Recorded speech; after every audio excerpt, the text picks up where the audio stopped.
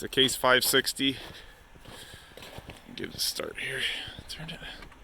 It's got glow plugs, throttle, key down here. This is the creep, so if you wanted to set your speed, you can set your speed, or you can use the foot control for forward and back.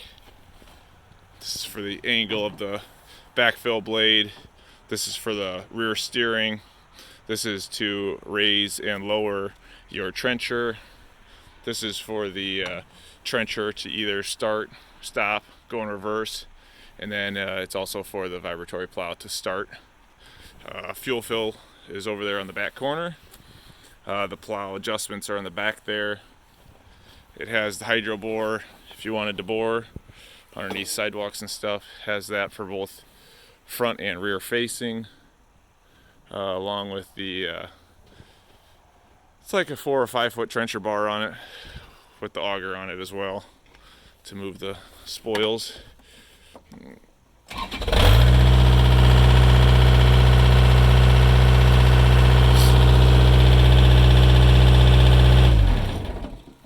Has the Kubota diesel engine in it.